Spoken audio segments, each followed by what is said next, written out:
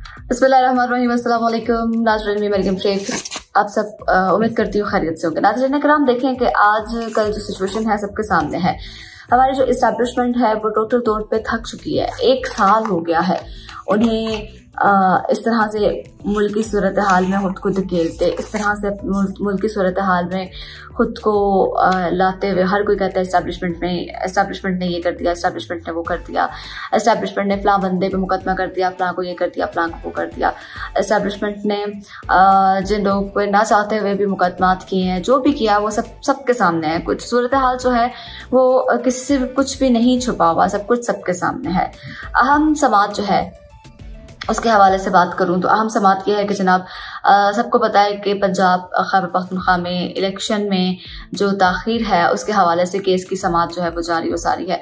छठी समात जो है वो होने जा रही है। छठी समात में अहम फैसला मुतवक्के किया जा रहा है, जबकि छठी समात ने जो है वकला की जानिब से चीफ जस्टिस पाकिस्तान के साथ इजहार यकजहती के लिए बहुत बड़ी तादाद सुप्रीम कोर्ट के बाहर मौजूद थी। सुप्रीम कोर्ट के बाहर उन्होंने कहा कि हम लोग जी चीफ जस्टिस के साथ खड़े हैं और चीफ जस्टिस के साथ इजहार यकजहती करते हैं और इसीलिए हम यहाँ आए हैं और हम चीफ जस्टिस का भरपूर साथ देंगे। सिक्योरिटी भी वहाँ पे हाई अलर्ट है।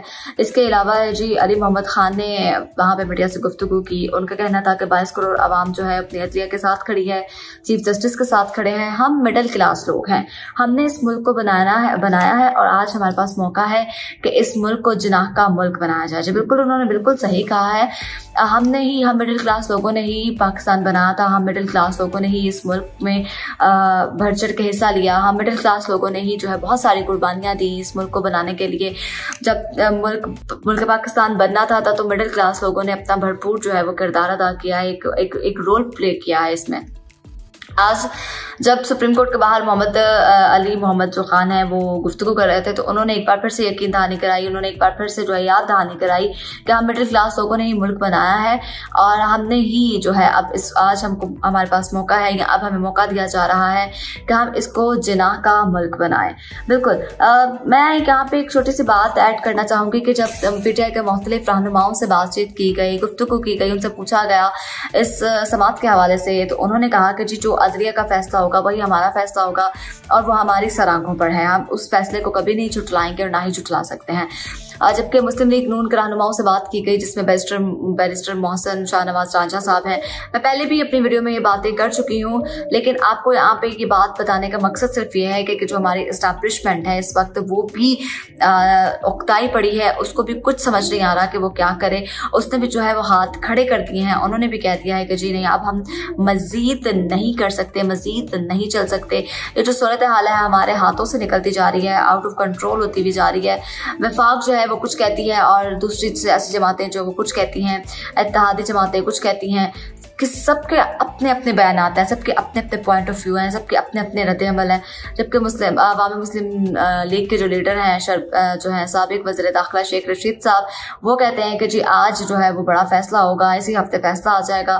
फैसला देखते हैं क्या आएगा कि जी अदलिया का बोलबाला होगा यहाँ पर नवाज शरीफ तो नहीं, खैर उन्होंने कहा है कि यहाँ पर शरीफों यहाँ जरदारियों की ख्वाहिशाओं पे जो है अमल किया जाएगा, नहीं तो सुप्रीम कोर्ट जो है वो न डर होके एक सॉलिड जो है फैसला देगी जो अवाम के हक में होगा, जो आइन के मुताबिक होगा, क्योंकि आइन हमारा ये कहता है कि 90 दिन के अंदर इलेक्शन होना लाजिम है और वो हर हाल में होने चाहिए। आइनी और जमहूरी ये बयान है। मैंने कल अपनी वीडियो में आपसे कहा था कि मौलाना फजल रहमान जो है वो बौखलाहट का शिकार हो चुके हैं। उनको ये भी समझ नहीं आ रही कि वो स्टेटमेंट क्या दे रहे हैं और क्यों दे रहे हैं, कैसे देने जा रहे हैं। उन्होंने अपनी स्टेटमेंट में कहा कि जी जब परवेज मुशर्रफ का दौर था तब जो है वो 90 दिन से जायद का टाइम हो गया था, तब 3 साल गुजर गए थे, 3 साल बाद इलेक्शन हुए थे। तो जी जनाब उनको जो है वो मैंने कल भी कहा था कि वो जो दौर है वो जमहूरी दौर नहीं था, वो आईनी दौर नहीं था। आज का जो दौर है 2023 का जो दौर है, आज का जो असम्बली तहलील हुई थी उसका जो दौर है वो है जी जमहूरी दौर है, आइन का दौर है। और इस दौर में जो है वो 90 रोज के अंदर अंदर इलेक्शन जो है वो जरूरी होते हैं। ये लोग बाजिद हुए बैठे हैं, पता नहीं क्यों ये लोग जो है जिद पे अड़े बैठे हैं। इनको नहीं समझ आ रही कि ये लोग जो है वो किस तरह तरह से सिचुएशन को लेके चलें, किस तरह से जो है वो अपना मौक़िफ़ सामने रखें। खैर अता तारड़ साहब जो है वो कहते हैं कि जी हम लोगों ने वफाक की जानिब से एक एप्लीकेशन जो है वो सुप्रीम कोर्ट में लेके गए हैं। अता तारड़ साहब उस एप्लीकेशन को उन्होंने पहले जो है वो पढ़ के सुनाया, जिसमें उन्होंने लिखा था कि जी जो 7 रुकनी बेंच था जिन्होंने इलेक्शन का ऐलान किया था बाकायदा तौर पे 3 और उसका जो फैसला जो है वो सुनाया गया था, उसको जो अगर 4-3 के हवाले से देखा जाए तो जनाब 4-3 के फैसले के बाद इस केस को जो है वो आगे नहीं ले जाया जा सकता। इस केस को है यहीं पर ख़त्म करना होगा। इस केस को हम मज़ीद जो है वो आगे नहीं लेके जा सकते, क्योंकि ये केस आगे ले जाना बनता ही नहीं है। अगर इसी तरह से फैसले होने लगे तो जनाब पूरे मुल्क का निज़ाम अदल जो है वो बैठ जाएगा।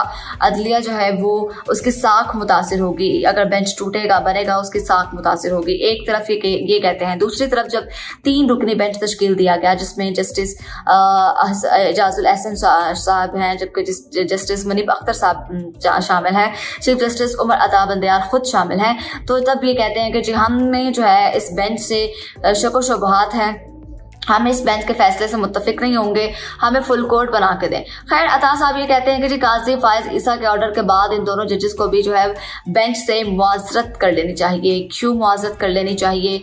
ऐसा भी क्या है? आपको ऐसा किस बात का डर है, खौफ है? आप क्यों चाहते हैं कि ये बेंच भी जो है वो टूट जाए एक बार फिर से और फुल बेंच जो है फुल कोर्ट जो है वो तश्कील दिया जाए? मजे की बात आपको यहाँ पे ये बताऊं कि समाअत जो है वो कुछ देर के लिए मुलतवी कर दी गई चीफ जस्टिस साहब की जानिब से। जब समाअत का आगाज हुआ तो उसके बाद उन्होंने समाअत को जारी रखा और उसमें वक्फा किया गया ये कह के चीफ जस्टिस साहब ने कहा कि सुप्रीम कोर्ट को अपने हुक्म जो है वो मनाने आते हैं, बहुत अच्छे से मनाने आते हैं, हम अपने हुक्म मनाने जानते हैं। खैर दोबारा से आती हूँ अता की बात पे। उन्होंने कहा कि आर्टिकल 224 के तहत अलहदा इलेक्शन नहीं हो सकते। इस आर्टिकल के तहत सदर मुमलिकत को कोई इख्तियार नहीं है कि जी वो इस तरह इलेक्शन का ऐलान करें, जबकि इलेक्शन कमीशन को बाज़ाब्ता तौर पे पूरा इख्तियार है, पूरा राइट हासिल है, पूरा हक हासिल है कि वो इलेक्शन की तारीख दे, जो कि हम दे चुके हैं 8 अक्टूबर की। उन्होंने कहा है कि जी हम उम्मीद करते हैं कि इंसाफ के तकाजे पूरे किए जाएंगे और जो है 9 रुकनी बेंच इसमें ऑलरेडी इन्वॉल्व है, जबकि 6 जजेस पीछे रहते हैं, उनको भी इन्वॉल्व करके इस केस को जो है वो निपटाया जाएगा। सुप्रीम कोर्ट ने जो है वो वक्फा कर दिया समाअत में और उनकी जानिब से ये कहा गया है कि जजेस साहब कहते हैं, चीफ जस्टिस साहब कहते हैं कि जी मुझे जो है वो फैसला मनवाना आता है, मुझे जो है वो सुप्रीम कोर्ट के हुक्म पर अमल करवाना आता है। बात यह है कि जी देखें पाकिस्तान के हालात जो है वो किस जगह पर चल रहे हैं, समझ नहीं आ रही कि आप इलेक्शन करवाना चाहते हैं, आप कह रहे हैं जी 8 अक्टूबर को इलेक्शन करवा दें, हमें कोई मसला नहीं, लेकिन वही इलेक्शन आपको अप्रैल में करवाने में मसला आ रहा है। तो क्यों मसला आ रहा है? जब वाकई असेंबलियां तहलील हो चुकी थी, जब असेंबलियां तोड़ दी गई थी, तो वो इसी वजह से तोड़ी गई थी ना कि इलेक्शन जो है वो 90 दिन के बाद जो है वो इलेक्शन हो जाएंगे, दोबारा से हुकूमत जो है बहाल हो जाएगी। तब तक केयर टेकर हुकूमत जो है वो लगा दी गई मोहसिन नकवी साहब की। खैर तब भी आप लोगों ने कहा कि असेंबलियां तहलील नहीं हुई, हम नहीं करते, हम नहीं ये करते, हम नहीं वो करते। तब भी गवर्नर्स ने इस मामले को इतना लटकाए रखा। फिर इलेक्शन की तारीख के हवाले से गवर्नर से इस मामले को इतना लटकाए रखा। फिर जब इलेक्शन की तारीख दे दी गई तो इलेक्शन कमीशन ने कहा कि जी नहीं, हम शफाफ इलेक्शन नहीं करवा सकते। पता नहीं ये मामला किस तरफ जा रहा है, मजीद किस तरफ जाएगा। उम्मीद करती हूँ आपको वीडियो पसंद आई होगी। अगर वीडियो पसंद आई हो लाइक शेयर कमेंट कीजिएगा। अगली वीडियो तक के लिए अपनी मेजबान मरियम शेख को दीजिए इजाजत। अल्लाह निगहबान।